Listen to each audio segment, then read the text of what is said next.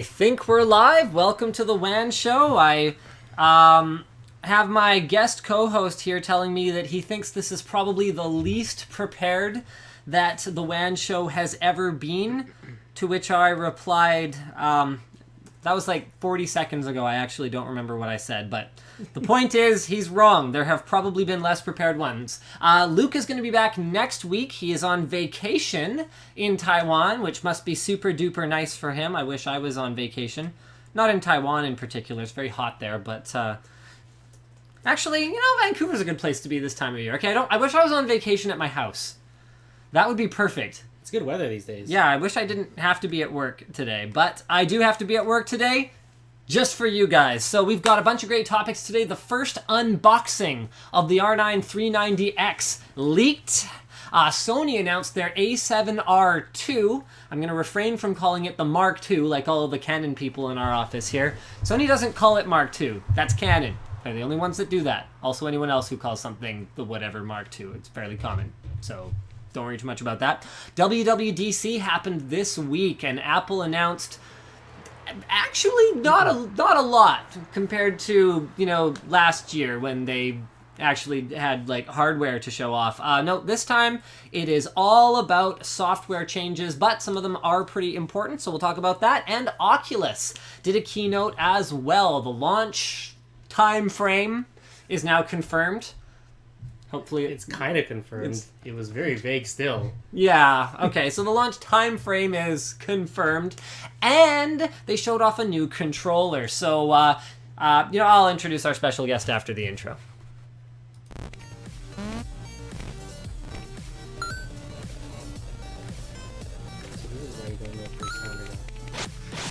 No, I used to monitor. They can hear us.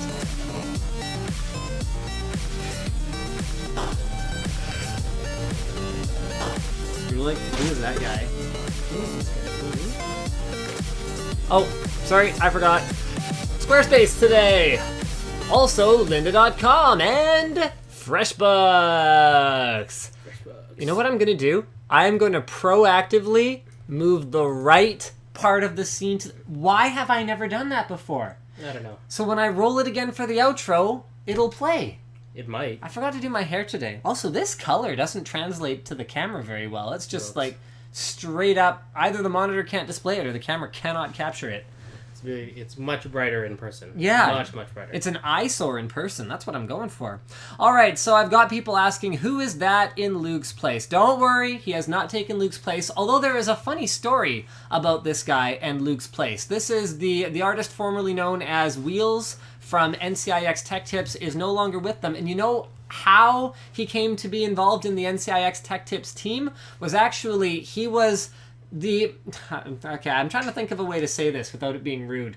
He was my second choice. Back when I hired Luke, they were the two that I actually had it narrowed down to, and it ended up being Luke who got the job, and because I only had room for one benchmarking monkey at the time, and it wasn't until years later when he got far too expensive that I actually had a place for another one, that Chris became available. So, what do you do now exactly? I do chemical marketing. It's a lot of paper pushing right now. It sounds like the most boring thing ever. Well, eventually it's going to be digital paper pushing. And then... Wow. I know. You're like bringing it into the 21st century. I know. We're just going to get 365. Office 365? Yeah. Nice. We're just building our servers now and everything. All right, so guys, we've got a great show for you this week. I did cover some of the topics. That's pretty much all I have, so we might do some Twitter blitzes and stuff like that. I've got a lot of people in Twitch chat asking, when is the next Scrapyard Wars coming? So they are scheduled. So we actually have a plan. Every Saturday night, our time at midnight, so technically Sunday morning, a new part of Scrapyard Wars 2 will be released. So it'll be 1 week ahead on Vessel, and then it'll be whatever people on Vessel saw last week on YouTube until we're done. We are committed to the weekly cadence, so we're not going to do that thing with multi-part stuff anymore where we actually don't have most of it filmed until we start releasing it, and then we get busy with other things, and then it's a month between parts. Nope, we're not doing that anymore. The new policy at Linus Media Group is we film the entire thing and then at least it's only editing that has to be done as we go. And I've got a lot of people that are concerned about, multi-part stuff, but the reality of it is, I've talked about it on the show before, it is what it is. It takes one of my guys a week to edit it. We maintain all the other 9 videos per week that we do on Linus Tech Tips, Channel Super Fun, and on Tech Quickie, and so the rest of my staff has to work on that. So I can only tie up one guy as a dedicated editor for Scrapyard Wars. So why don't we jump into our first topic here? Have you seen this unboxing? I have. I did see this earlier today. It's been pulled down. Really? Yeah. So the unboxing is gone. And then when I saw in the Linus Tech Tips thread that the 390X unboxing was gone, I actually went over to double check, because you can't believe anything you read on the internet. Right. So I went over on the on YouTube to check, and the video was gone, and there was a video that had been posted like 10 minutes prior, okay, that had also been pulled down. Oh. But you can read the first snippet of the description, so I'm gonna find that for you. So all we know about the 390X from these unboxings, hold on. So we can still see them in the search results. I'm gonna screen share with you guys. Here we go. Is here R9 390X unboxing. Is it pulled already? Oh, it looks gone. Where did his video go? Red Gaming Tech? No, it wasn't. It was like super unprofessional, like just like some dude. He looked like he didn't sound like he knew, like he wasn't up on everything. He was wondering where the missing crossfire fingers were. Right. And then which if he'd known a 290X, those don't exist on that GPU anymore, the Hawaii. Yeah, so, and then he was calling the backplate a heatsink, which it technically is a heatsink, by the way. Some people were hating on him pretty hard for that, and I was like, come on, you guys are just being jerks about it. But you know what? I can't even find it in the search results anymore. Why don't I take out R9? Maybe just 390X unboxing is going to bring this puppy up for me. It's probably gone. It probably just took a while for it to propagate through all the servers, including the search. Look at that.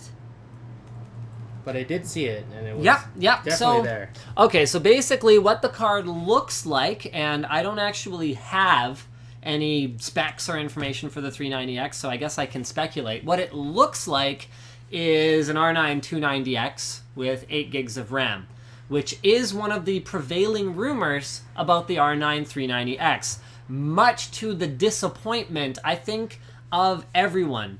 While it's mostly the AMD fans that I see posting that they're really upset that we could be looking at round 2 of Rebrand the Thing, the NVIDIA fans should be equally upset, because even though AMD's market share in discrete graphics is what, like 30%? I think less than 30% right now. Less than, yeah. When they do something, when AMD makes a move or even threatens to make a move, look, boom, we got 980 Ti.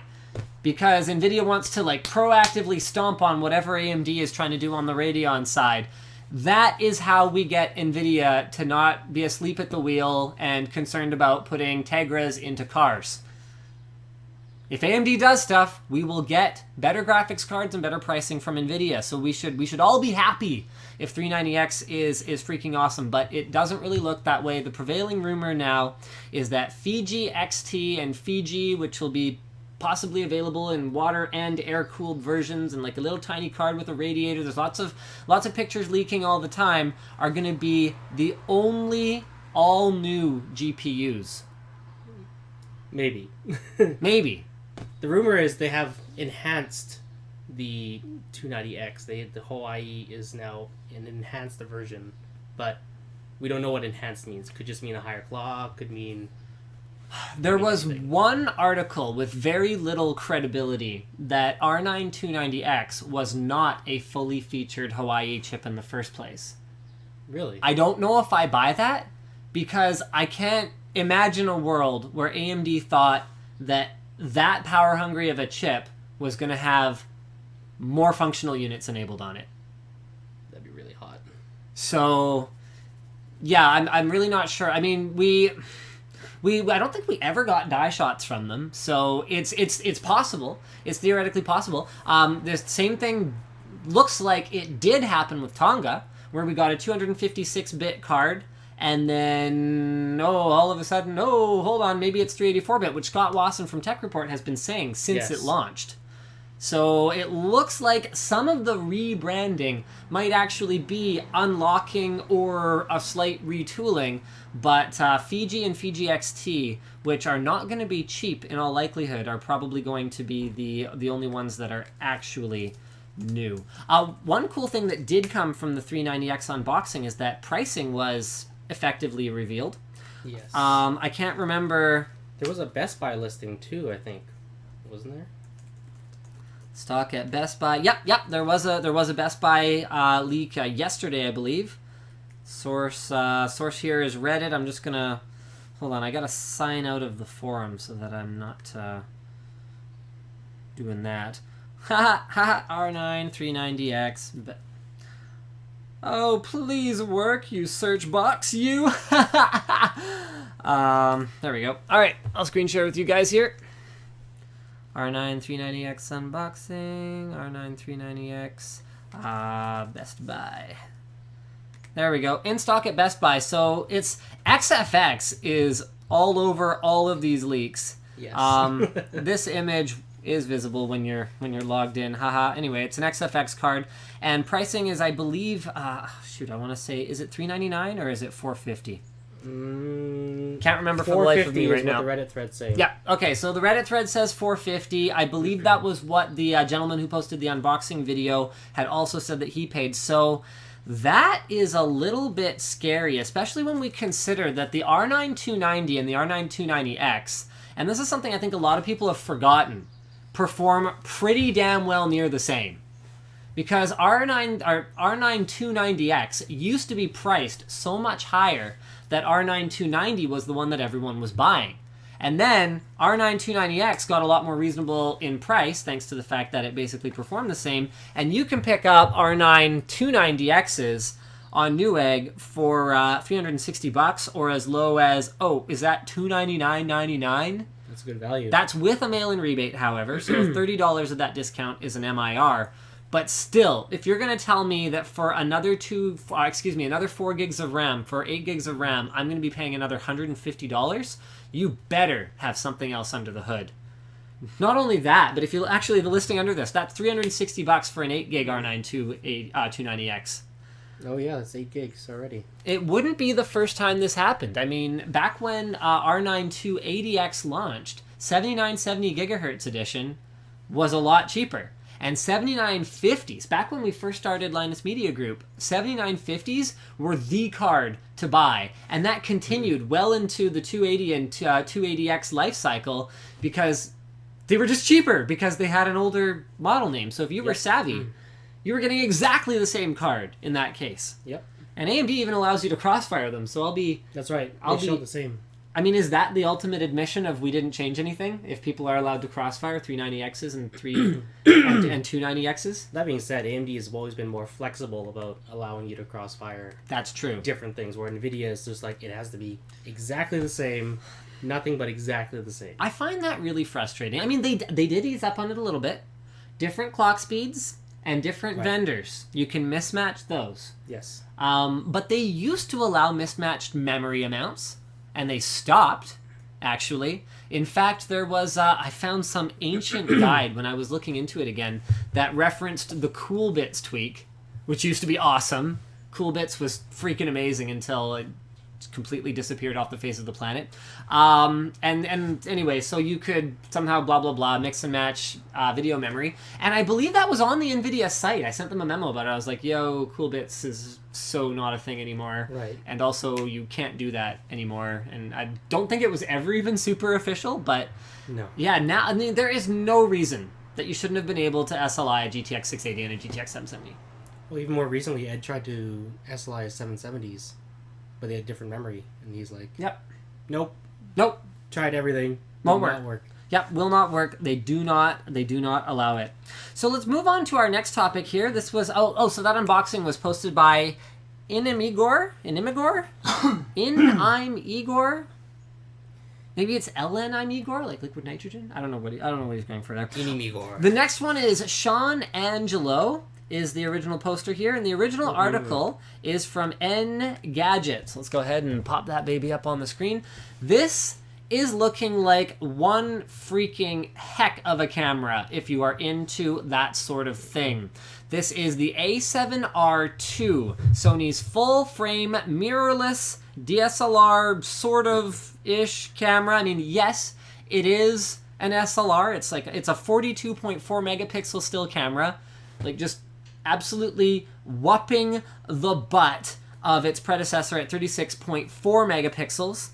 And even more impressively, this one shoots 4K video now, so it looks like it's going up straight against something like the Panasonic GH4, albeit at a higher price, but Sony is, it's the one thing we can really say this about, Sony is the imaging sensor master right now. Yep. Sony is at the top of their game in, I think, that and what is it, like Sony Financial? I have no idea. Yeah, I think those are that was it for profitability. Oh man, brutal. And there might have been something else, and I apologize to any of the Sony fans who I missed something else that Sony does well. But I mean, we're fans of Sony. I mean, you use Sony for the FS. Yep. NCX Tech Tips uses the VG900, which is the full frame camcorder. Yep. And yeah. So, okay, so it has the world's first back-illuminated sensor, giving it a sensitivity of up to 102,400 ISO. Now, sounds insane. To be clear, it's not usable. Like, you can't use that. But that is still, it works. You can turn it up that high. You can get an image. There's actually, what was that previous? Sony... Sees in the dark, YouTube. Wasn't it the A7S that can see basically in a dark room? Yeah, I believe so. So yeah. Hold on. I had looked at a video earlier today, and it just blew my mind. Yeah, here it is. Yeah, Sony A7S low light test in complete darkness. Oh, sorry. Pick optic for more speed with blazing fast internet. This video is pretty incredible. So 6400 ISO, 12,800 ISO. Now, even the FS700, the one we have, I think goes up to 32,000 or something like that. But this is a whole other level. So this is 50,000 ISO. A7S is bananas. This room has no lights on. So they crank it up even further, I think, there it is. I mean, it gets grainy. Yeah. I mean, that's what happens when you crank up. There it is. That's 400,000 ISO, and you can see if I zoom in, that is some super, super duper grainy footage. But the fact that it can see anything is pretty darn impressive. Yeah. What else do we have to say about this? E-mount camera. That's okay because, hopefully we will get an adapter from our friends over at... Metabones? Yeah, Metabones. Thank you. We'll get a speed booster. Can you imagine this thing with a speed booster? That's pretty impressive, I must say. It's going to be ridiculous. 5-axis image stabilization is another thing. Now, it's not cheap. They are targeting $3,200. So for people who are kind of like, GH4, A7R2, wow, $1,200 is an awful lot of money. Not to mention that Panasonic has that new... There's that newer, cheaper 4K, Panasonic G7. mirrors. I believe they have a launch event in Vancouver in not that long from now. That one's only $1,000. Also does 4K video recording, but unlike the GH4, does not have the most modern sensor. Right. So, take that for what it is. I haven't seen any results from that one yet. So hopefully we'll learn a little bit more about that soon. I'm sure the Vimeo crowd will upload all sorts of videos from it. The Vimeo crowd is pretty good about that, aren't they? Yep. All right. Next topic here, guys. Posted by Sam Needham on the forum. I can't believe people were giving poor Sam crap over this. The first reply to the post, which Sam entitled, Apple WWDC 2015 official thread, was something along the lines of, who died and made you the king of making an official thread for WWDC? Come on! It's a nice thing to do! Sam did a great job of posting He curated it. It was Yeah. nice. It was good. He did what to expect. A bunch of stuff, OS 10, 10.11, iOS 9, new streaming music service, which is all pretty much bang on. There were a couple things that were missing, particularly Apple Watch things that were missing in the what to expect. But I think we still gotta give Sam credit here. He did a good job. He did a good job. So here's a bunch of pictures from the keynote, but I've got... I'll try and cover what I thought was the most interesting stuff. They went with OS 10 El Capitan. I thought that was really weird. It's a mountain inside Yosemite, so is this a sub version? They didn't change much. So True. Maybe that's what the reasoning was. But it also sounds ridiculous. It's like, what OS are you running? El Capitan. Yeah. It doesn't sound very Apple-like. No, it's... lion, cheetah, you can get behind those. Even Yosemite was kind of like, okay, well that's... The first thing I thought of, and maybe this is just because I'm, an idiot, but I went, Yosemite Sam? Yep.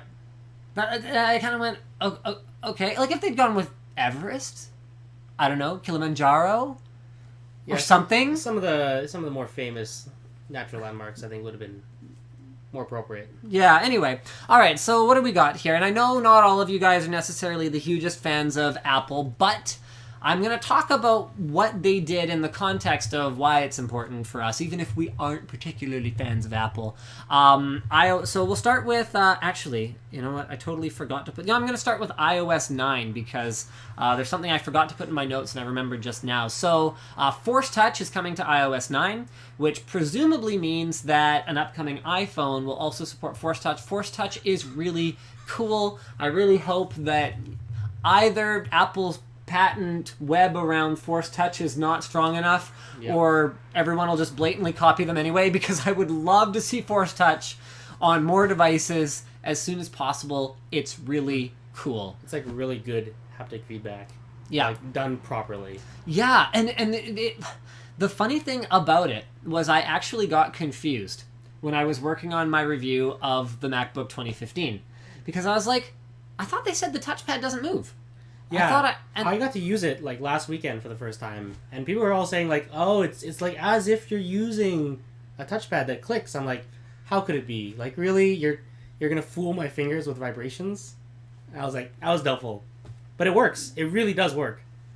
And even though it didn't work in Windows, I forced myself to use OS 10 for a little bit of my time with the device. Being able to have that second layer of functionality fixes the lack of right click for me. Like, if I could go press for left click, press hard for right click, all of a sudden, I never need to take my finger off the trackpad anymore. How cool is that? I don't have to worry about these buttons that I always want, and I want to be nice and tactile so that I can two-hand it. Don't need that anymore. Very, very cool. And if it also, makes it thinner and gives you extra room for these thin-in lights to give more space for whatever else, always better. I mean, not that Apple necessarily crams anything that useful in them. Razer managed to... That's the thing. People say... Like, I see a lot of comparisons between the Blade and the MacBook Pro. And I kind of go, there is no comparison. Razer managed to cram a GTX 970M in here. What did Apple do? Yep. I mean, I guess they put a bigger battery in. Okay, that has value to some people. All right, so let's talk other iOS stuff here. This is really cool. How did this take so long? When someone calls you from an unknown number... It checks your, emails and crap and tries to find it in an email signature or something and is like, hey, this might be this person. Yep. That's awesome. That's smart. That's freaking awesome. I hope someone else copies it. Because I don't always add people to my contacts. Like, pretty much never unless I'm, sure that this person's going to be contacting me for a while. Because it takes extra time and effort. And if it just can be like, hey, this is probably Jane that called you about that thing you asked about, that's way better. Freaking awesome. Safari pinned sites. I can't believe they even showed this off. I can't believe this was even a highlight feature. Oh no, sorry, I'm back on out. Sorry, I'm doing iOS first. Sorry. I was like, what's happening? Improved search with suggested people, apps, nearby locations, and news. Really cool. They've also added an API for search That's the big one. Obviously, it's the developer conference. The reason that's important is now all of a sudden app developers can allow search to search their app, and they can actually deep link within their app. So if I have, let's say, an app that I transcode videos from a server and then can load them onto my device, I could search for that, and I could deep link and play that video directly, and when I press back, it'll go back to my search results. That's pretty freaking cool. Yeah. They've added some proactive features. Well, that was a word they really wanted to use a lot here. So, for example, when you plug in a headphone jack, a little music icon shows up in the bottom left. You know, you can swipe up from the bottom right for the camera. Well, now you can swipe... Get out of here! Who's moving in the background? That's Burkle, and I saw him with a rubber band gun. I think they have ruined their element of surprise. And I have a half-empty container of orange juice that I'm going to throw at you if you come in during the show. Yeah, that's right. It's been on Nick's desk for God knows how long. So it's probably rotten orange juice. Be prepared. Okay, where are we going? Right. So that's not groundbreaking. I mean, Yahoo's Aviate launcher has been a lot more contextually aware than that for a long time. Yes. But that's cool. The one thing they showed off that impressed me a little bit more was he's like, oh, well, I usually meditate in the morning, so now there's a meditation app there, and obviously I don't give two craps about that, but if it knows, because the first thing I do when I roll over in my bed in the morning is I check my email. Like, what do you do? Yep. I check my email first thing. So if I don't even have to, in my bleary-eyed state, figure out like where my email app is, which I'm not an idiot, I can find my email app, I know. If I can just do it with one touch, hey, great. Little things like that make the device more natural to use. Yep. Apple Pay just got support from Square, which is really cool. That's an interesting partnership. Yeah, that should really drive adoption for the little guys who can barely accept credit card at all and now can take Apple Pay. Yep. But the bigger one for me, actually, is the loyalty program integration. So being able to store all of your loyalty cards in Apple Pay means, I mean, how many... Okay, here. Let's do it. You got your wallet? Yep. Okay. And I'm going to straw poll you guys. I want you guys to tell me. Tell me about this. Straw poll. Okay.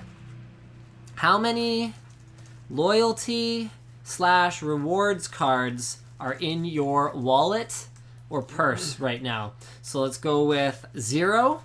Let's go with sort of 1 to 3, I'd say, as a light user. 4 to 8 would be... Actually, no, let's go 1 to 2 as a light user. And then let's say 3 to 5 as a medium user. And then 6 plus as a heavy user. And I want to hear from you guys. All right. I'm going to post this in the chat. Give me just a second here, guys. Oh, where's my chat link? I don't have Luke to help me. You're not as good as Luke. That's why I didn't hire you. Well, that's cheap. Again. Well, that's a cheap. Every time. That's a cheap shot. It's a cheap shot. Okay, so I'm gonna throw the straw. I'm sorry. I really am a terrible person. That's okay. There's no excuse. All right. So hold on. Let me. Okay. You really? So no way. That's how many I've got. So it's a stack. What is all this crap? Do you mind? Yeah. Go ahead. Here, let me insult you and then dig through your... Some of them are gift cards, okay. to be so fair. Timmy Hose, but still. Yep. Timmy Hose, the Global Connection gift card, yep. Home Depot, okay. Air Miles and Bigger Smiles. Scene card, these are cool, these are handy. Scene card, so movie rewards. Costco, okay. Great West Life, okay, I don't think that counts. Okay, that's fair. BCAA, okay, you don't have to pay for that. But if you could, I mean, if Apple Pay could be expanded to include... Hey, any card I can get out of my wallet. Really? Cabs? Yep. Huh. And this is like... It's a corporate, like membership card. And then Bubblicious Tea House. VIP card. Yeah. That counts. You know, I actually have a membership card for, like, a party supplies store. Oh, yeah. Because we get props and crap there. Yep. I don't think I have that in my wallet. I think I have that one in my car, but I'm going to count it. If they can make it easy enough for little guys to implement it, I mean, they don't have to print cards. They don't have to worry about all that stuff if they can just get Apple to take This is still hypothetical, but like recreation center membership cards, I don't see any reason why you couldn't use something like an Apple-y, wallet-y type thing for that. I also have a BCAA membership, but I'm a pretty light user. Most of mine are debit and credit cards.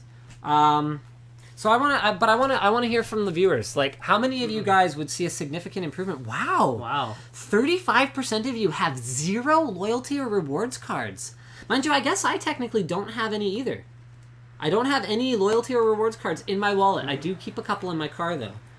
And another 29% of you are 1 to 2. So that's 65% of you have between 0 and 2 loyalty or rewards cards. Really? You guys are really the wrong audience for this particular Apple Pay feature. I mean, 16% of you have a turnip in your wallet, apparently. That's a thick wallet. Yeah, that takes the George Costanza wallet to a whole new level. Yeah. Interesting. Well, I thought that was a big deal, so apparently I was wrong. Maps now supports transit, which is like Google feature from a long time ago. From like a bazillion years ago. Okay, it is cool that they've actually mapped out the subway stations and then accounted for not like arriving there, but also arriving there and like traversing through it to the correct platform. That's fair. That's very cool. But I think they're only supporting something like, I think it was, I want to say 12 or 16 like major global around the, so like there's one city in Canada and we can all guess which one that is. Not here. Not Vancouver. So yeah, and then there's like I think London, New York, there's a couple cities, and then surprisingly a bunch of places in China. Yes. And they went through that slide like really fast. They were like global rollout. It's like a handful of cities. Plus, I think it was like 30 or 300 or something cities in China. Yeah, it was a shocking amount. Really aggressively pushing this feature in China, where I guess public transit is maybe not more of a thing, but maybe more confusing or maybe less routine. Well, I don't have any solid numbers, but everyone I know that is a relative that lives in China has an iPhone.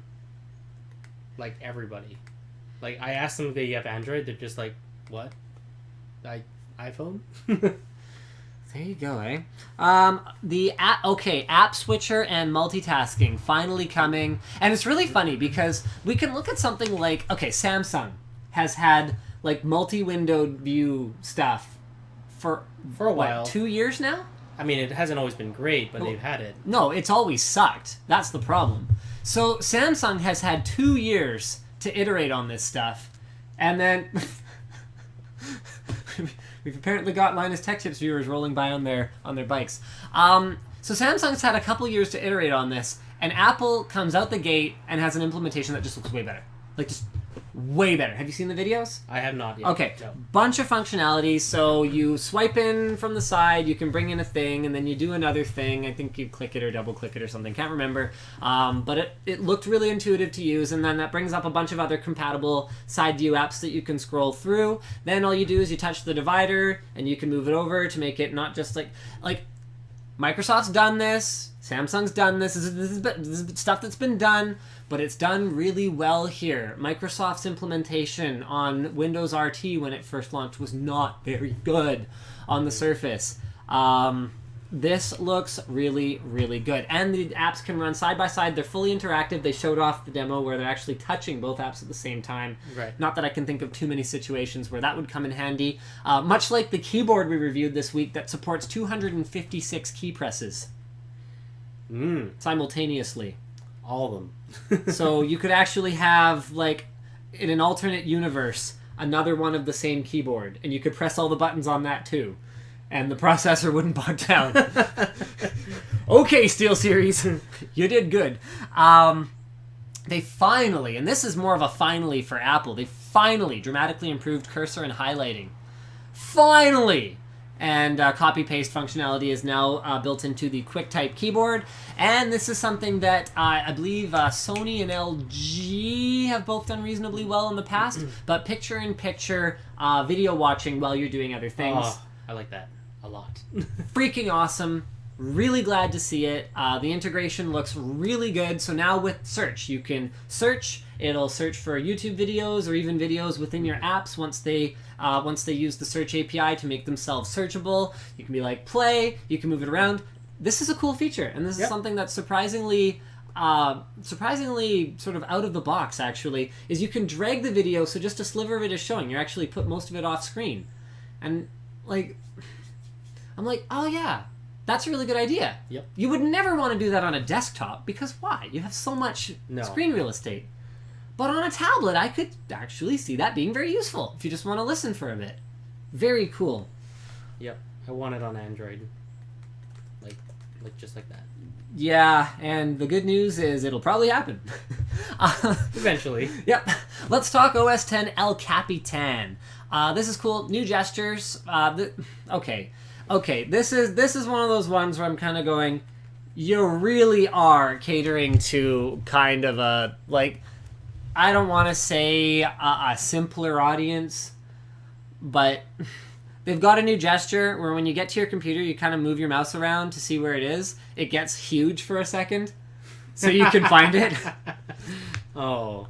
I suspect that feature will mostly only be useful to the people who need jumbo mouse cursors in the first place, but... Well, to be fair, I run 4 monitors, and sometimes I'm like, which one is it on?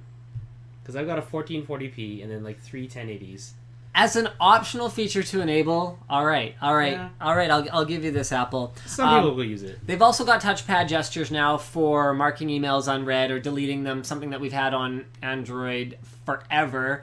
Go figure. Way to go, Samsung. You were light years ahead of the game on this particular one. Yep. Safari pinned sites. How is this a feature? This is laughable. The fact that you can have pinned sites in Safari. I mean, like, here's my Chrome. They're like, yeah. So, like, your pinned sites. So the pinned sites actually stack up next to your tabs in Safari, which I guess is efficient because you don't actually have to use up 2 separate rows for them. So you just take them and you kind of go, okay, now it's pinned. And I'm kind of sitting here going, okay, but I could just... Oh, actually, technically, apparently I cannot do that. Okay, well, I thought you could do... Whatever, I don't have difficulty pinning things anyway. There, pin, right-click, pin. This is why right-click is good. That's just as fast. So, I really don't see how this is a feature. They're like, yeah, so you can open it. Check this out. You can, open it, and then your, pin thing is still there. And I'm like, yeah, okay. So we've had that. So again, the functionality that the many button mouse affords us. Middle click on a pinned bookmark. Open a new tab. Wow. So revolutionary. So very amazed. Much wow. Spotlight can be... they actually joked about this because I think a lot of these updates, they know that they're pretty trivial. Yep. Spotlight on OS X can now be resized and even moved around. But that's because it has a lot more functionality. So you can search with natural terms. You can be like, documents I just worked on, emails from this person that I haven't read yet. I like that. That's very cool. And it can search for more stuff now. Can't remember the details, and I didn't make very good notes. Apple's search has always been better. Here's another catch up and overtake Microsoft thing. And yes, Apple's search is way ahead of Microsoft search. But Microsoft was still ahead of the game for window management. It blew me away when I did my OS X I switched, and I realized that when you switch to a new active window, it would just go on your screen wherever the crap you left it. And the only way to resize stuff other than their horrible theater mode full screen, which is so obnoxious. I hate it. It's awful. It's horrendous. Please don't take away all my buttons. You got a 5K display. Don't do that. Anyway, it blew me away that there was no way to just, snap stuff or throw it into quadrants or, even stupid stuff like, oh, I'm going to put it kind of here, and this is the one improvement that they've made to AeroSnap since they launched it. Now I can make it full height. Well, finally, Apple does AeroSnap, so you can go sides and sides, and they actually blew Microsoft away on this one. When you AeroSnap something to the left, you get an expose on the right, and you can pick what you want your right side to be, which makes a ton of sense. That is faster than snapping something, going and hunting for it, because I don't snap something to one side unless I want something else on the other side. Yep. Thinking outside the box. We got AeroSnap with Vista. Yes. How has it not... and yes, they've added things. I know they've added things. Not enough things at all. And you know what's really funny to me about Vista?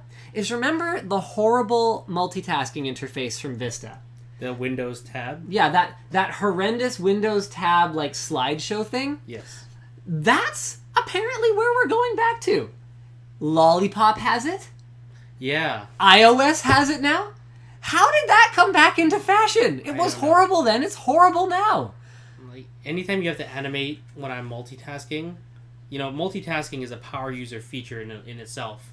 So what power user wants to go Windows tab and wait for the windows to shuffle in and then animate to the front of your screen? Now, in iOS's defense, it looked pretty smooth when they were doing it. Mm-hmm. But the stupid thing about it, and they pitched this as a feature, is your multitasking things that you swipe through are like full screen. They're big, so you can see them. I don't need to read it. I just need to know what app it is. Show me more stuff. Anyway, that made me sad. Let's see how hard Twitch is hating on the fact that I'm talking about WWDC. People are like, Windows 10. Did they bring it back in Windows 10? Because I don't particularly like... I haven't actually played with Windows 10. I don't particularly like the Windows tab in Windows 8 either. And this isn't great either, unless you have a touchscreen. This is actually great with a touchscreen, because bippity-bop, you can be like, yeah, Alt-tab, that. Thank you. This is fast. But the whole like slideshow thing, I think, is horrendous. What I'd like to see is the closest we can get to HTC's... I'm not sure if they actually do it anymore, but the Sense multitasking, where it just is expose style. Yeah, my M8 is... Oh, I think people are telling me that Windows 10 does the expose style thing. Really? Yeah. Hold on. Let me have a look. Windows... Yeah, I have... A lot of people have asked me if I'm covering Windows 10. And I generally don't even touch a Windows OS until it's released, because I'm going to go and the first thing I'm going to do in order to actually use it is I'm going to put it on a production machine. So there you go. So I generally don't really feel like using pre-release software. So okay, so Snap Assist, 2x2 snapping and vertical snap features. Okay, Snap Assist. Yeah, there you go. Okay, thank you. Yeah. You guys totally wrecked me on that one. I appreciate that, because at least we managed to not get through the entire show without it being corrected. This is why I love you guys, Twitch chat. Like, you know what? That's where the Twitch chat is best used. When it takes 4,000 people saying the same thing to get something done, that is Twitch chat. 4,000 people saying the same thing over and over again. I love you guys. Like automatic Strawpoll. Did someone re-upload the 390X unboxing? I see someone posting something. A bunch of them. Yeah, so that's interesting. It's really terrible, so we really don't need to watch it. But there's really not much. It's got the double D cooler with the facets on it. Just, woo! And he flips it over. It's like backplate. That's it. All right, so more Apple crap. And this is really important, not because it's Apple, but because it's a huge industry shift. So they've done some performance optimization in El Capitan. They're quoting things like 4x PDF opening performance, 2x app switching performance, 1.4x app launch performance, something along those lines. Don't quote me on those numbers. They're not the important part necessarily. What's important is that these performance optimizations look like a big part of what they're spending time on. And why would they be doing that? Well, Core M? Not Core M. I think they're going to do their own CPU probably in the next 2 years. So really? I think because the thing about it, and I've had people go, oh, Linus, you're an idiot because, it would break x86 application compatibility. It would do this, it would do that. It's not like Apple's never done that before. Yep. In fact, they don't care. They don't give a crap. They're going to go with whatever they think is the best long-term user experience, and they're going to rock that out. And they're going to get developer support in a way that no one else really seems to, because they make it so profitable for developers. That's why developers are so excited about WWDC. I've got a bunch of messages from people. Oh, yeah, okay. Oh, okay. Both Ed and Nick are messaging me with with crap about the 390X unboxing that is back apparently, and for some reason They also want to know what your favorite band is. Rubber band! Oh, what are you guys doing?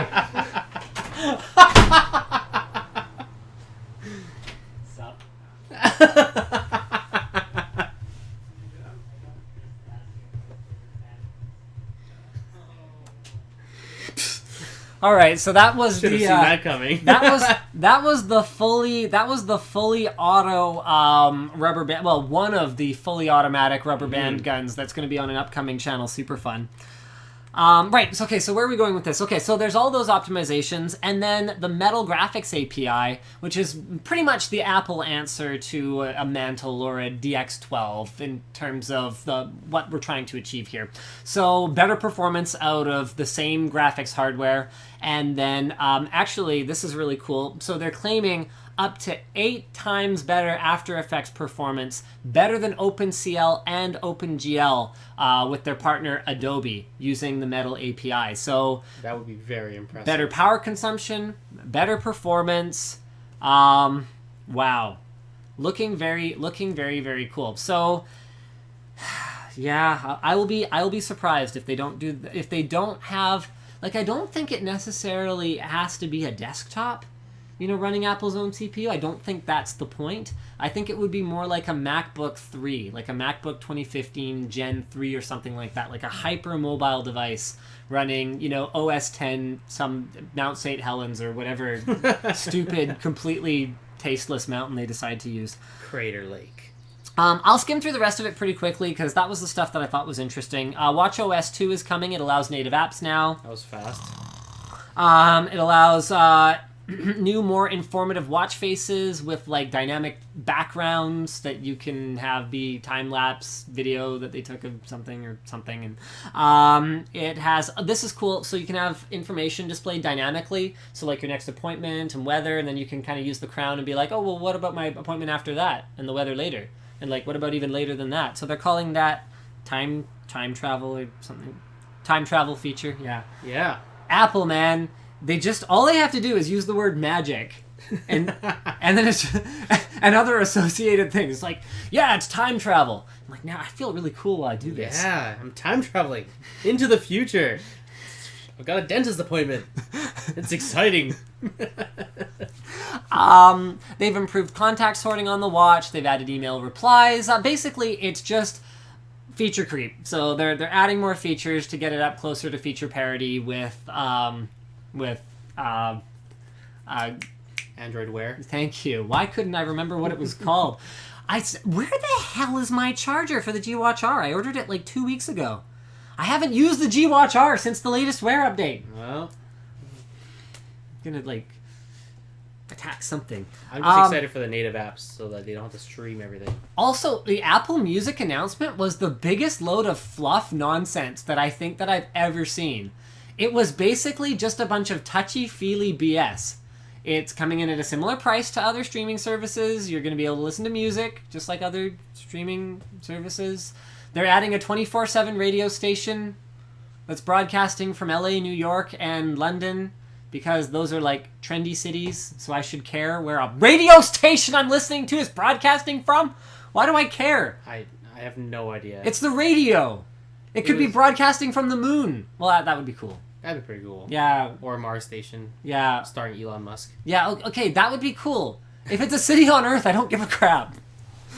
Broadcast from underground. Okay, that would be cool too. It just seemed like it was a Me Too feature. I can't even come up with something stupid enough to be as stupid as caring. Anyway, so 24/7 radio, which I guess there's a lot of radio stations, so whatever. And this is sort of cool, but I also kind of look at it as potentially just tedious. So they have their Connect feature where artists and their fans can interact. So an artist could like upload exclusive content, or they could just put that on Twitter or something. It seems like an odd thing that they would do. Yeah, you can upload music, videos, and photos to fans. So I guess Apple wants to be a social network now, I guess, which I don't really understand. I guess I don't really understand the benefit, because Apple has made it very clear that they are not in the business of farming your social network data. So what's in it for them? I don't know. Maybe they're just artsy fartsy and they want, more ways for... It almost seems like a reaction to Tidal. They're like, oh, Tidal's got all these artists and they're signed up and they're going to be like, that's their hub for their music. And they're like, Apple's like, yeah, we can do that too. You can post stuff to your fans with Apple Music. Yeah, I don't really care. I mean, they're going to convert a ton of people regardless just because it's Apple, and it's going to be like, gee, what music subscription service should I get for my iPhone? I guess I'll get Apple Music. But I'll need to see them do something a little bit more interesting with it before I can get super excited. Tighter integration's always nice, especially when we're talking about something like music. All right, speaking of integrations, it's sponsor time. So sponsor number 1 is lynda.com. I think we all know what lynda.com does at this point, but just in case we don't, they have over 3,000 courses available online at that website I mentioned, lynda.com. And you can learn all kinds of cool stuff, whether it's photography, visual design, business, video editing, learn new skills, get a new career, or just enhance your hobby. Yeah, I took an SQL course on it recently. Did you really? How was that? It was good. Did you use our code? I hate you. I did. Oh, did you? Oh, I did. Oh, thank you. Good job. And what do preemptively tells me he hates me. What benefit do you get from our code? Well, you get a 10-day free trial. It's all you can eat for 10 days, and you can decide if lynda.com is right for you. Plans start at only $25 a month, and you can learn at your own pace on your own schedule and all that good stuff when you're not busy hawking chemicals. Sponsor number 2 for Where is my Squarespace lower third? Chris. Well, I hid it from you. Okay, that's okay. Squarespace actually has a new feature that is not in my notes because I forgot to... Nick's away today. See, this is Nick's chair. It's empty. Oh. He's not sitting in it. Nick is away, which makes me extremely sad, and makes the show more disorganized. Makes it so that, things like, oh gee, what are Squarespace's new features that we should be talking about this week? Makes it so that's not done. This is cool. Oh yeah, right. They emailed me. This was really relevant to me because I thought that it was relevant to me. So all customers upgrading to a professional or business plan on Squarespace from now through to the end of June will receive 1 free professional Gmail account at your domain for 1 year. Yep. Really cool because... And obviously, this is just for Google to get you hooked on the crack that is Google Apps for Business because it's freaking awesome and makes a ton of sense. We use it. Did you guys switch? We did. Yeah. Yep. Makes a ton of sense. And it used to be that it was free up to 10 users. In fact, I had a grandfathered in account that I got right before the switch. Oh. But the thing about that is that as soon as you needed 11 email accounts, you had to pay for all of them. Yeah. So anyway, at least now you can get a taste of it. You can try it out. Having that integration with Google Docs and your Gmail and your calendar is awesome. The shared calendars are really nice. Yeah, I guess I should talk about what Squarespace is at least a little bit. Responsive design, easy to make a beautiful website. They've got lots of different templates, blogs, stores, whatever you want pretty much. And I think they've got an easy tool now to do like those one-page sites that are in fashion now, and quite frankly, I hate them. So I'm not going to give Squarespace any props for making those easier for people to make. Like, I get people emailing me. They're like, "Hey, do you want a review sample of this thing?" And I'm like, "Gee, I don't know. Your website is useless as." I'm trying to think of a useless as that's not completely politically incorrect right now.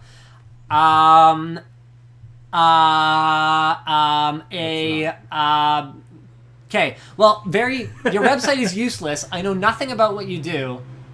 I'm not going to get on the phone to talk to you about it. Just have a website that has information on it. Anyway, Squarespace can help you build those kinds of websites with real information too. So visit squarespace.com and use offer code Linus to save 10%.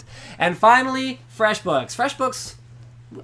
These guys seem to actually be getting a ton of signups from you people. I had no idea how many of you are running or know people who run small businesses. In fact, I'm just curious.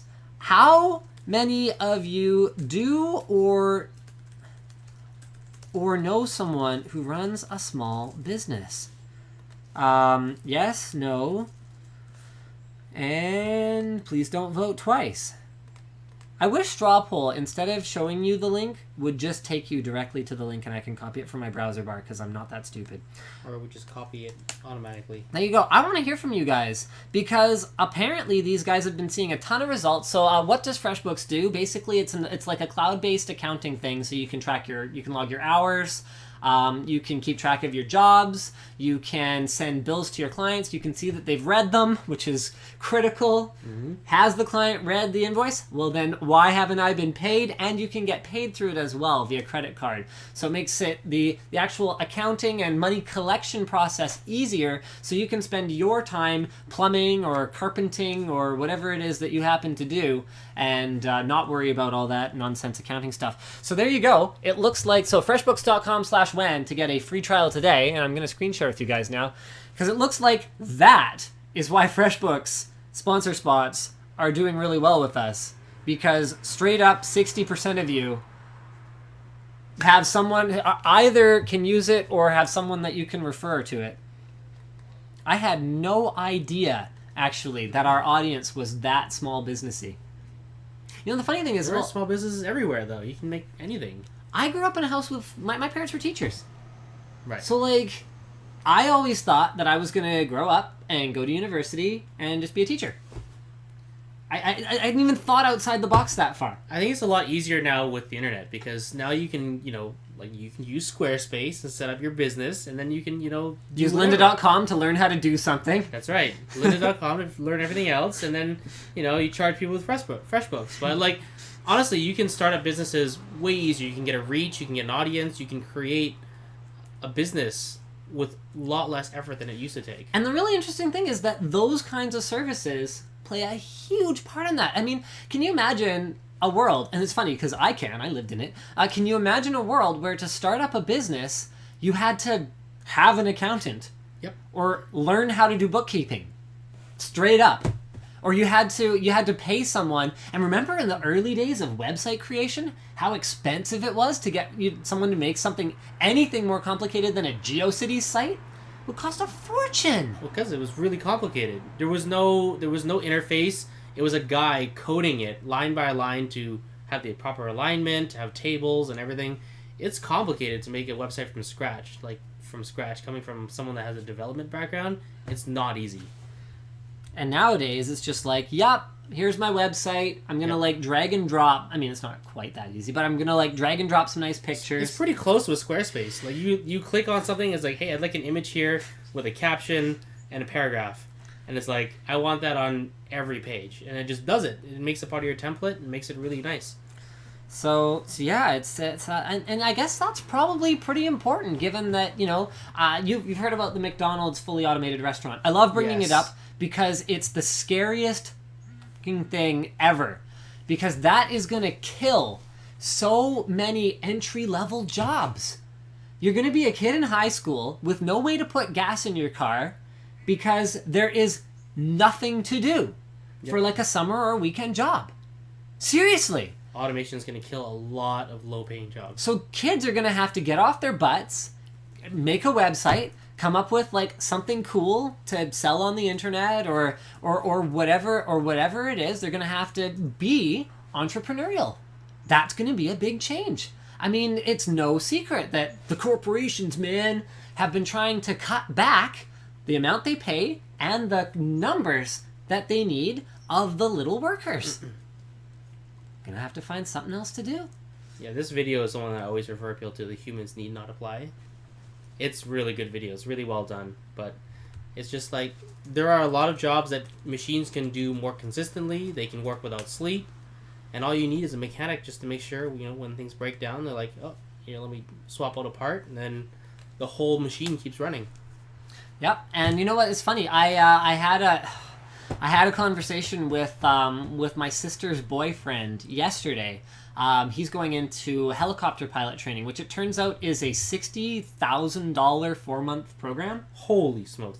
Yeah, and you're not gonna get a job at that point. You have to do apprenticeship stuff. You're paid, but you're not paid like a pilot paid yet. And I was like, not to mention wow, paying off the school that you just spent money on. Exactly. So I was like, okay, so hey, like, what's the plan? He's like, well, you know, it pays really well. It's always been a dream of mine. I kind of go, yeah, that's cool. I'm with you so far. And I kind of went, well, what about automation of jobs? And I brought up the McDonald's because I love talking about it. I think it's fascinating. And he kind of goes, well, you know, in flight, a lot of unpredictable things are going to happen, and humans are way better at that than machines. And that's true. But I kind of went, well, you know, 10 years ago, how smart was a machine? Now we have consumer grade drones that you can literally draw on your tablet. Here's some waypoints. Yes. And come back when you're done. That's 10 years. Think about what another 10 years is going to do to automation. Mm-hmm. Not to mention that I think within 10 years, maybe 20, even if we need a real live pilot, they're going to be flying remotely. There's no way you're going to put a pilot in that, you know, firefighting helicopter if you don't have to. Nope. You could just carry more firefighting material instead of a chair and a person. You get a VR headset, you get a cockpit, and it's like, and you have a 360 camera. It's like you're sitting there because you can look around to see, you know, your peripheral. Because that's one of the main things that's hard about driving remotely is that you've got like this one fixed camera, you've got your screen. It's like you've got no peripheral or anything else. But if you can get like a rig where you can basically pilot a drone remotely, that's the dream. That's freaking incredible. Speaking of drones, I got one of the Phantom 3s. No, but I saw your post on Twitter or Instagram or something. It's super fun. Yeah? Because they incorporated the light bridge technology, so you get a full 720p view as you're flying it, which is like light years ahead of the Phantom 2, which is where you get like this 480p, 15 frames per second, and it was like really, really bad resolution. It's fun. Yeah, very cool stuff. The Bebop is not that sophisticated. It's still using Wi-Fi, but so that's the closest thing I have. The good thing about the Bebop is it's got that redonkulous antenna module that you can attach to it. Yes. With that, you've got a pretty good live view. Still very grainy. Mm-hmm. It's not going to be like full quality 720p, right? But a lot better. And you know what? Actually, drones tie really well into this next topic. Oculus finally sort of has a launch date. This was posted on the forum by Lord Sparkle Bottom, and is some pretty vague stuff, actually. Okay, they didn't give us like a whole ton of detail. The design, some things in there. The design looks much more consumer friendly than some of the earlier designs that really were kind of square and looked very developer kitty. Let me see if I can. I almost thought that was a disadvantage. Because I was like, it just looks so smooth now. Really? Because I was like, well, it doesn't have that like, oh, you're clearly wearing something that's different. Now it just seems something that's just kind of like, it's very smooth because it's got that fabric on the outside. Yeah, it has cloth on the outside. That's really unexpected. I mean, I'm gonna get so much Dorito cheese stained into that cloth. I think might have been a mistake. That to obstruct the LEDs, right? Because the LEDs are sitting right below that. Mm-hmm. And so now you don't have exposed LEDs on the outside like Crystal Cove. You've just got this single black meshed covering. Yeah, I really like the look of it. And I'm trying to find a good picture right now. Well, here's a render, so this might be the best we can do for the moment. But you can see a couple of things here. So we've got what they're calling, what is it, VR sound or something like that? Yeah, so the headband comes straight around, and then they've got these two kind of things that just sit on the headband. Looks kind of like upside down, like bug antenna. Yeah. Yeah. Fortunately, thank goodness for this, you can remove the crap out of those and put your own headphones on. So that's like super nice. There we go. There's a better look at how incredibly uncomfortable those are going to be. I mean, if you're the kind of person where supraaural headphones work for you, then great. They do not work for me. I don't think they mentioned if there's a headphone jack on the Oculus. Is there? I don't think... We don't have much in terms of specs. Yeah. All they're saying is custom low persistence display. They gave a resolution. Did they? Yes. I saw a resolution here somewhere. I missed that. It's higher than 1080p. Okay, but we already had 1440p. So I mean, for them to reduce it would be pretty stupid.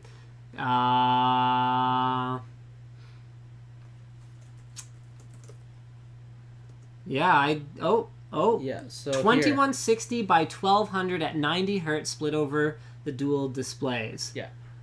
Okay, so you get 1080 by 1200 per eye. Okay, and then okay, that should be okay. I mean, it's not 4K, and hopefully that's coming soon. The other big deal is what are they calling this? Oculus Touch or something like that? Yes. Can you double check? I have it in there. Oculus Touch. So this was the other big one. So the Rift consumer version will ship sometime in Q1 2016. So we have some idea when it's coming now, at least.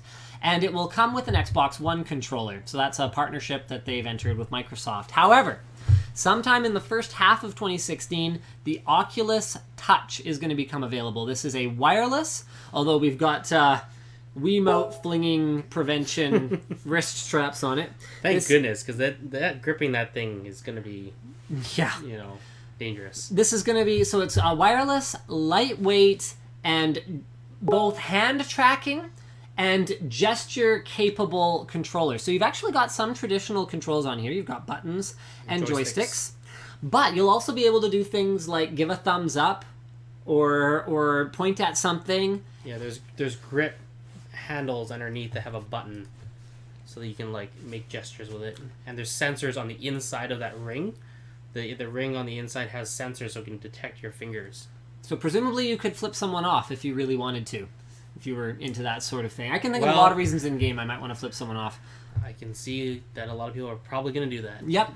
Very, very cool. Obviously, it's going to rely on developer support. And in terms of amazing games for the Oculus, Valkyrie is kind of looking like the one right now.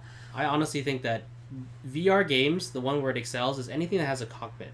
You got a car, you got a ship, you got a boat, anything that has a vehicle, because that's going to be your natural experience because you're sitting in a seat. Yeah. And you're going to be looking around so that basically the pilot's view is going to be here, because if you're trying to do an FPS, how do you turn 180? The rail shooter, yes. Right. The not rail shooter, ooh. And the thing about the rail shooter is that they're going to have to figure out, my first VR experience was at Palladium.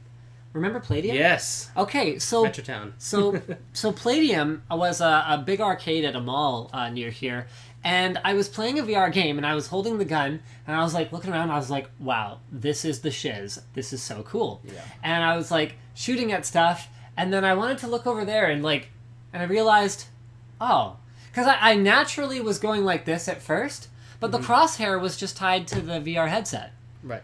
So motion control on things like our weapons, on things like our peripherals, is going to have to be light years ahead of where we're at now.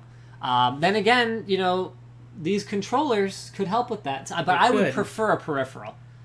Even I would much rather no matter how accurate it's going to be, if you're talking about competitive gaming, I don't think these are ever going to be... VR is never going to be the solution. Ever is a strong word. I don't think so. Oh, well, okay. Competitive... No. Competitive gaming, yeah. A mouse and keyboard is going to be faster. Yes. Straight up faster. But you could easily have peripherals that are accurate enough for competitive VR gaming. Yes, but they would have to be tied just to VR gaming. Yes. Yeah, it would...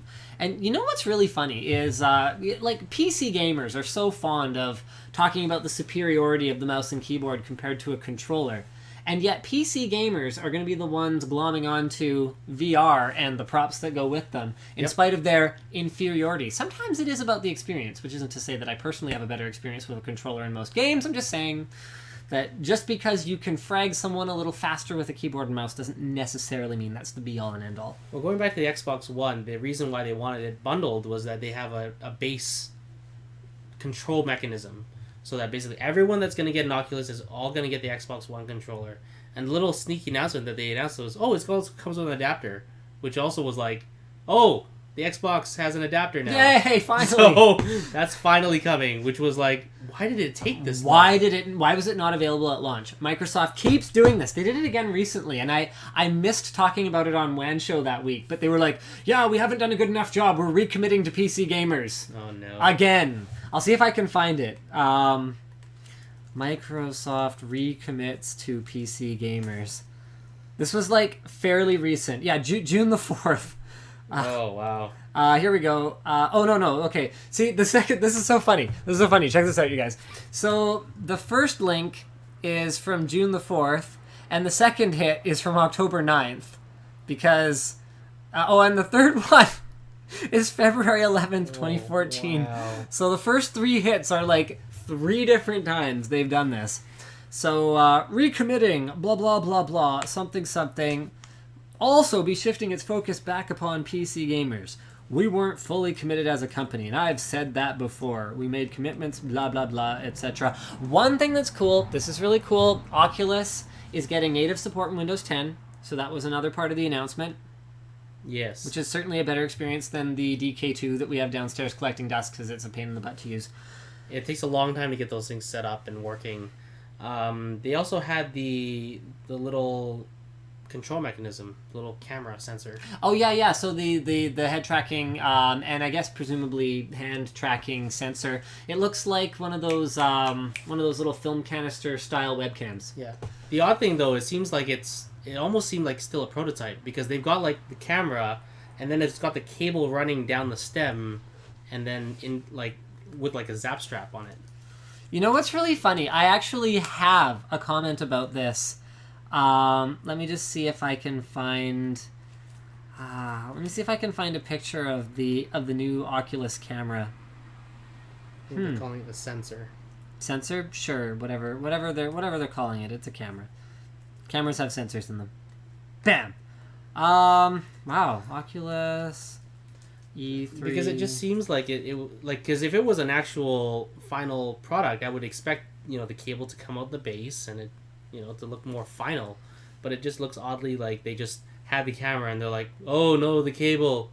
All right, let's just round it down the stem and just whatever. They had a great render of it in their presentation that made it look like really elegant, and it's like, yeah, if that's the only thing on my desk, and if it's like the world's most amazing cable that like comes out smoothly, and no, you guys, it's gonna be like another like stupid thing on my desk, and it's gonna look really stupid. I actually really like the Valve HTC implementation, where you put the lighthouse in the corner of the room.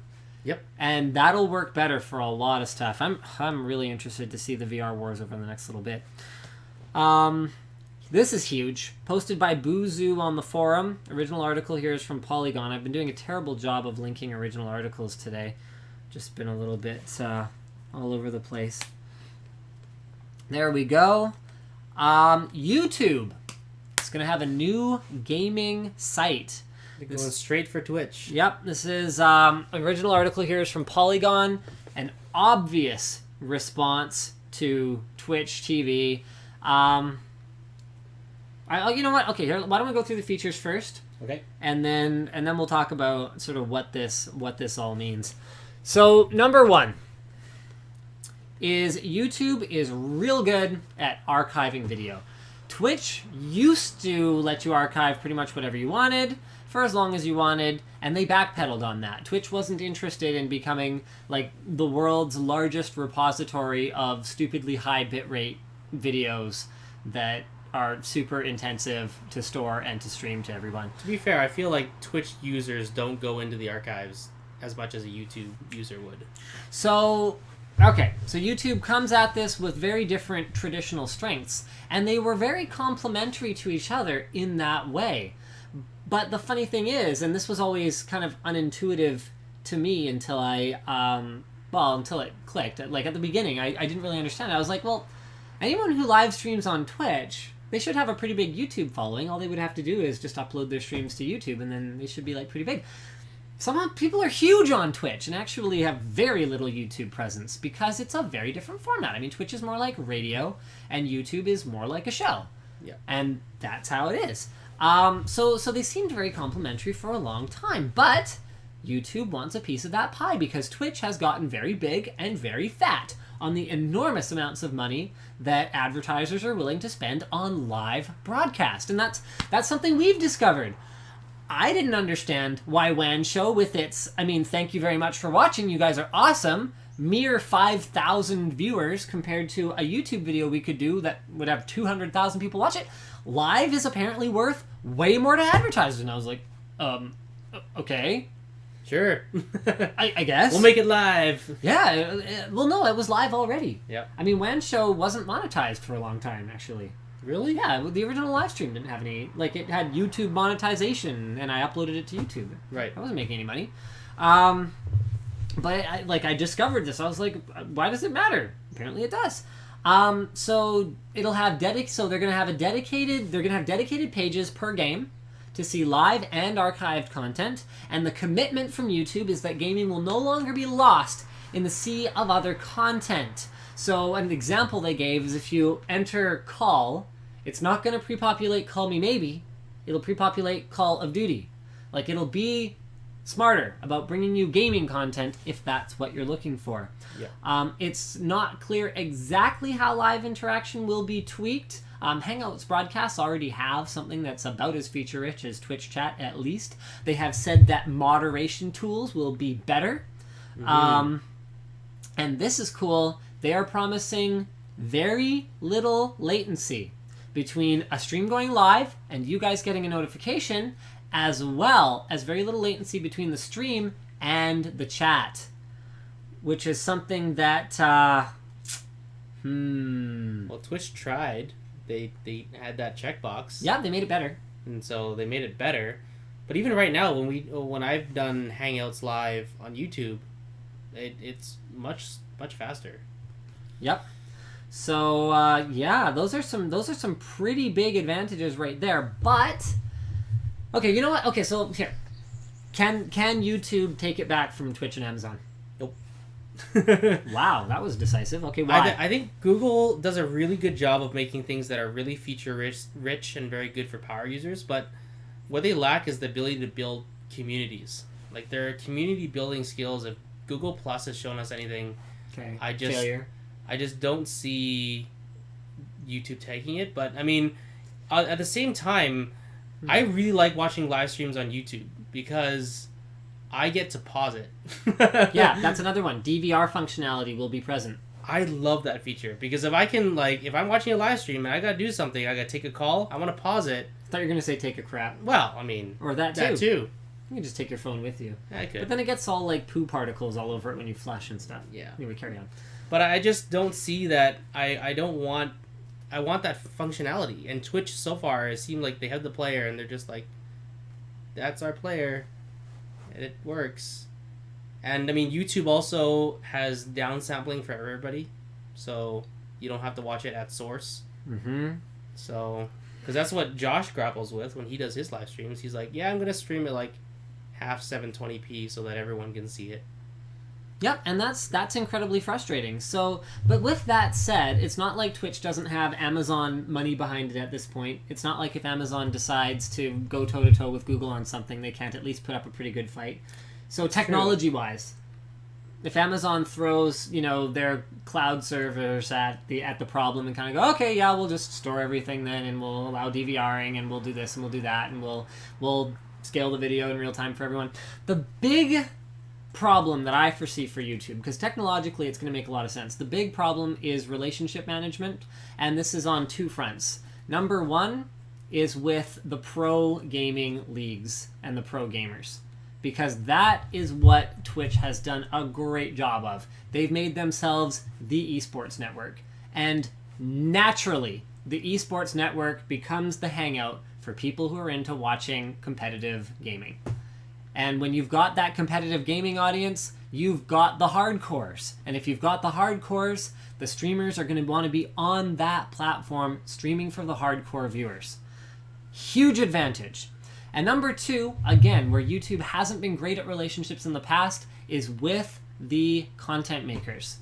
I've only recently really gotten engaged with YouTube and started having conversations with them where they want to talk to me about the things that I need for the platform and stuff like that. for years. I hadn't heard anything from anyone.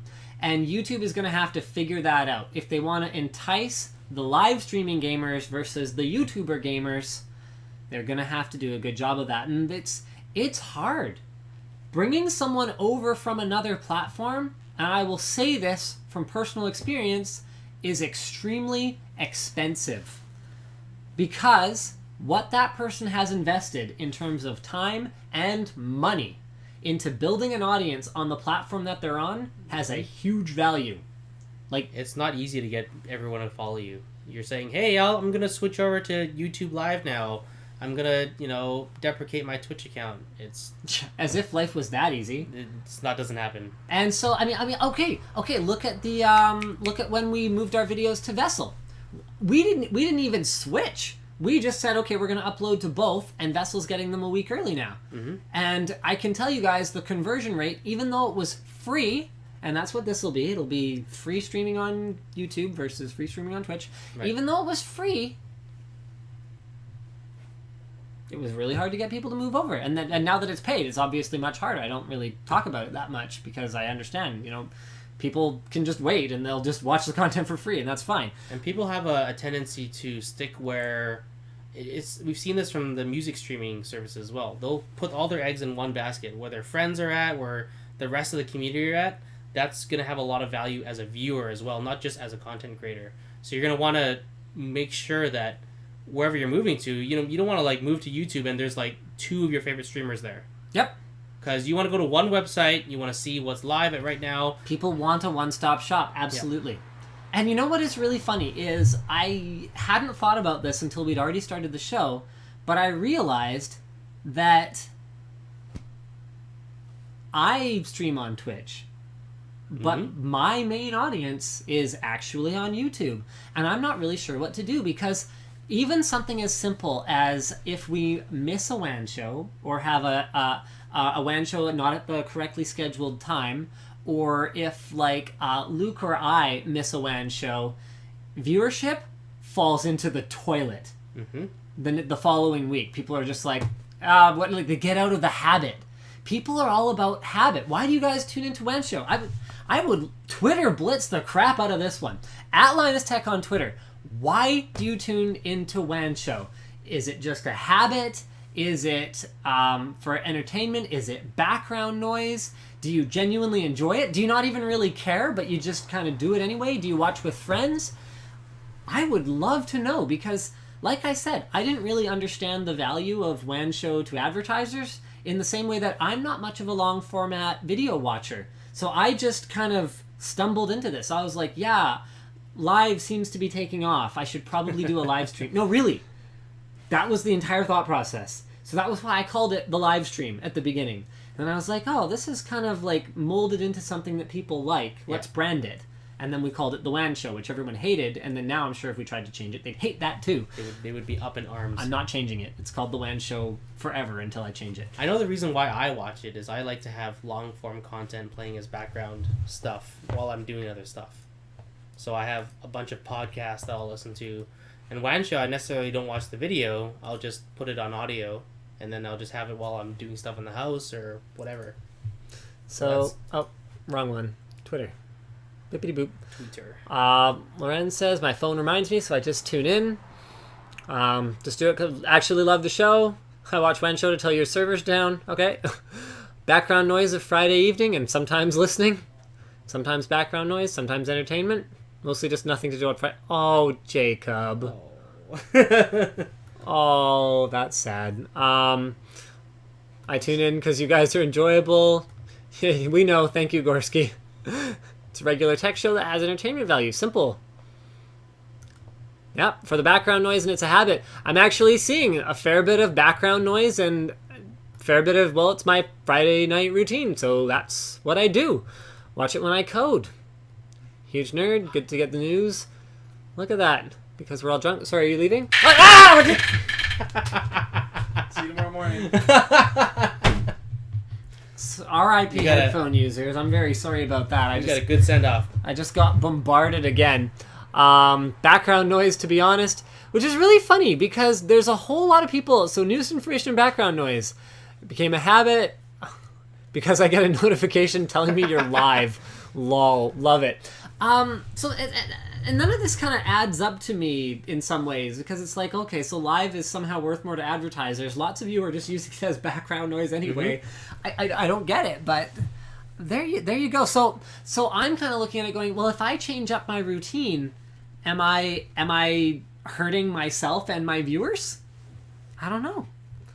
Anyway, thanks for the Twitter comments, guys. I'm almost done the stream today, actually. Yeah. There's not much left in the dock. Microsoft. Oh, just a couple rapid fire topics. This was posted by Mr. Mindheads on the forum, and the original article here is from Slashdot. I don't remember the last time I was linked to Slashdot. Wow, they exist. Here we go. I'll go ahead and post this. So they updated their like malware definition to include programs that hijack your search functionality in your browser without you explicitly telling them to. So this would actually classify the Ask toolbar as malware in most cases. That is hilarious and should have happened 10 years ago. Yep. Thank you, Microsoft, for treating that stuff like the garbage that it is. Appreciate that. Also, this is cool. So original article here is from Hexus. Oh, these are pretty cool. These are freaking Smurf. So, yeah, stay tuned for that. Everyone's like, RIP headphones. I'm sorry. Blame Burkle. Why did I... Wait, what? Oh, sorry. Here it is. All right, so Samsung unveils its first mirror and transparent OLED displays. So I can't wait. Transparent is a pretty strong word. They've achieved 40% light transmission. That's enough, though. That's translucent. Oh, well, yes. Well, okay. You can clearly see the image on the other side. The pixels are off. Yeah, it's not scattering anything. So... Yeah. Anyway, so they're saying that this is... I think they're saying 4 times what anyone else has done, but LG showed off 30% transparency like earlier this year or something like that. But with a much smaller low-res panel. Mm-hmm. And LG was projecting 40% in 2017. So looks like Samsung's doing okay. So can I have these in my car? Okay, so... That's one proposed sort of use for them. Another one is things like virtual fitting rooms for the mirrors. So the mirror, I think, is 75% reflectance. Not too shabby. I mean, just so you guys know, 75% doesn't actually sound that reflective, but a mirror that you go buy at, like, the store is not going to be actually as reflective as you might think. You have to get, like, pretty super special mirrors for things like... if you don't have enough, this was more of a concern in the old days before short throw projectors, but people with home theater systems would have to rear fire their projector, have like a super expensive, amazing balls mirror, and then have it reflect back forward in order to get the picture big enough. A standard commodity mirror is not that reflective. And if you mount it inside a wall or right up against the wall, you're not going to need it super duper crazy reflective. Yeah, let me just see if I can find why are mirrors made of glass, something. Yeah, I can't find it, but I remember being floored that this mirror was like hundreds and hundreds of dollars that one of my coworkers bought at the time for his projector. Early adopter tax. Yeah. All right, well, I don't know. I guess that's about it. Thanks to you guys for participating. Thanks to Chris for joining us in Luke's stead today. Thanks, guys, for having me. And I guess that's it. That's all. We'll see you guys again next week. Same bat time, same bat channel for now. Bye, guys. Oh, right. I can roll the outro. Oh.